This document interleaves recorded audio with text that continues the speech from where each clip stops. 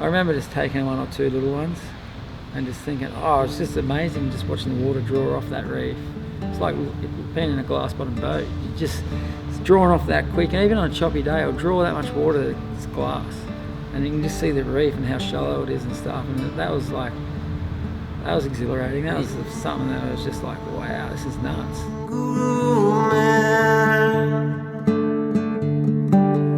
Forecast the future.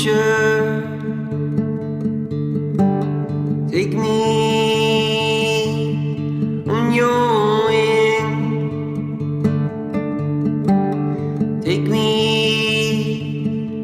away from them. See, Timmy, kill the final. Fucking doesn't even know he's looking at. Yeah, Westy. Let's go to work. If you look down this hill, it's like the swampland at the bottom down there. It's called Long Jetty. That's where I'm from. There used to be a methadone clinic at Long Jetty. I grew up, and family definitely wasn't.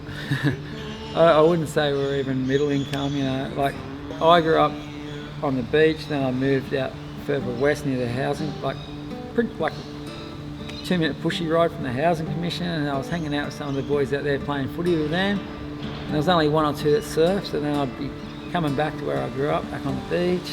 There was no watching telly and that. Only if you couldn't get to the beach after school, you know. It was just all riding your pushy down to the beach, and then surfing was just a good way to escape. Yeah, so this is our drill room. The boys are just having a quick lunch break now, watching a bit of footy. When we get a call, the bells go off and it'll come up on this blue screen, and I'll print out what our job is. We gear out at night and just make the bed up and hopefully get a night's sleep, but normally the bells will go off and you get up and walk out of the truck and put your gear on and off to a call. Like being a firefighter, it's not the best wage, and everyone's like, well, you're in it for the lifestyle. And I remember saying to my boss a couple of times, for what we do, we get paid pretty good. And that very same shift, I went into a burning building and the floor was falling through, the roof tiles were coming through. Like when we got back to the station, I was like, we don't get paid enough to do this, you know. But then you look on the flip side and, you know, I work 24 hours on, 24 hours off, 24 hours on, and I have 5 days off. So it doesn't matter if you're a surfer or just a family guy, it's just a really good shift roster. Oh, come in.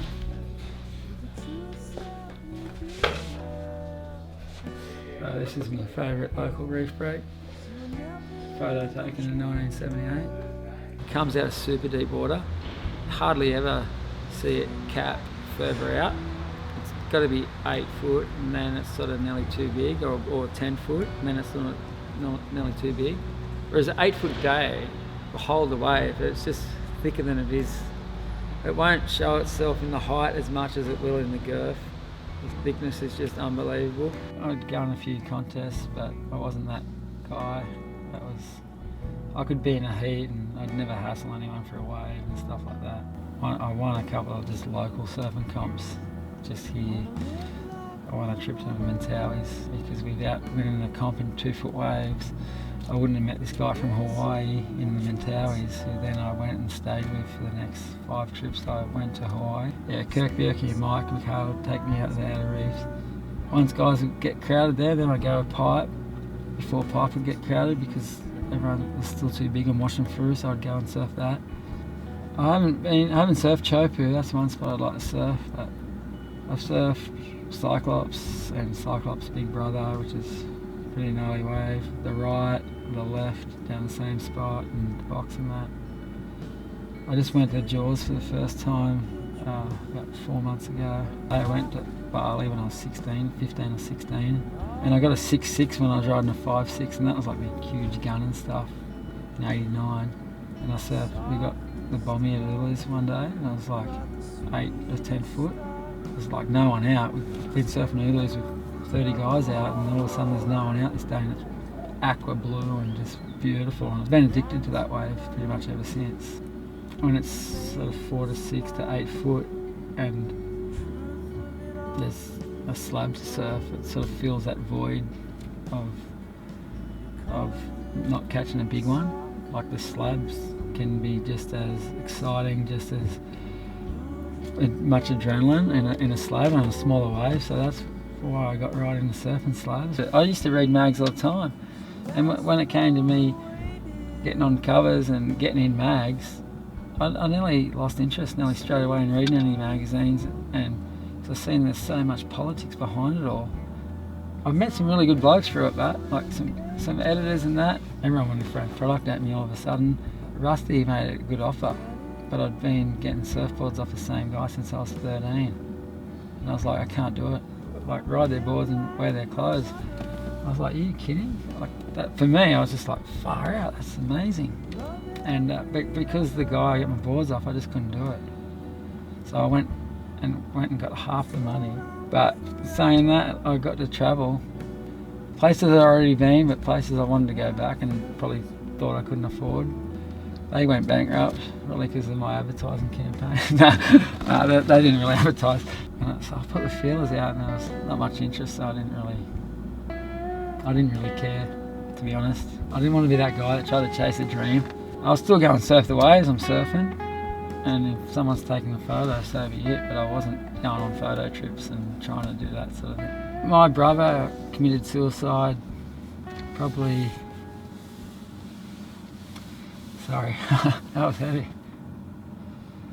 Yeah, my brother committed suicide I think 5 or 6 years ago, and after that I've never really dealt with it, so I was struggling. About 2 years later I've really not dealt with the situation, and I had depression pretty bad. Part of it was I hadn't dealt with it, and the other part was I just had no lust for surfing. After that happened, I always wondered, would I go surfing? Like, I had 10 weeks where I didn't surf at this one point where I was at my lowest, and I was like, far out, I wondered if one of these bombies broke if I'd actually go out. Matty D from FTW, and he'd been there, experienced it, and I felt like that was something I could talk to and someone was listening to me. Matt was just about awareness of suicide prevention stuff, and I knew his grandmother, Matt's sister, and Matt's brother had all committed suicide, so I thought if I'm gonna talk to anyone, this guy's gonna know what's going on. Tell him what's going on in my life and how like low I'm feeling and stuff, and he starts talking to me about everything he's gone through, and far out, I barely told him half my story or anything like that, and I just felt better straight away, like something had been lifted off my shoulders.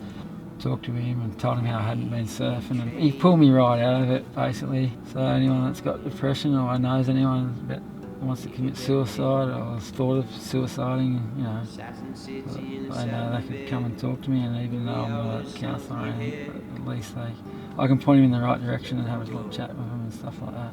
The board riders, you know, all the older guys now are starting to give back, and when you ask me about my town, I think of the board riders a lot. Some of the better members of our community are involved in the board riders, and then they give apprenticeships to younger guys from our board riders, and then they're at a workplace with surfers, and just makes the environment at the beach a lot better, and they're giving back, you know, giving young kids a good start in their life with an apprenticeship. He looks out for all the kids around here, down judging at the board riders, and all around, you know, great dad, great family person, and yeah, can't say a bad word about him. Everyone's looking after each other. The grommets showing a bit of respect, and then having the best time of their life down the beach, just running amok, swimming, throwing the footy down there, anything, catching waves, and telling them little things how we grew up, but things evolve, and like I can see things that I thought was cool back then and thought it would be forever, and then it's sort of not cool, like localism even and stuff like that, and just have respect for your elders, and then everything will flow through, and you'll grow up and you'll be able to give back yourself, and there's that big circle and stuff. You go to a car accident, or you know, see a fire and someone's died, and that, you just realise that it can change like that. Like, that person didn't know that morning that that's going to happen, so you really got to live life, you know, like it could be your last day. And I know that's a bit cliche and stuff, but it's a wake-up call for me. My wife tells me a lot, you shouldn't be looking too far in the future and just live in the now and stuff like that. so much in summer. I'm just waiting for winter and stuff like that, and just those days when the waves are pumping. I've had 2 surfs, and there's opportunity to have another one, and you might not for another 6 months out these places because they're so fickle. So just another reminder, try and make the most of it, every surf you can have. Well, it's a surf you're going to miss out on if you don't have it, isn't it? So. Falling water, island water, rising water.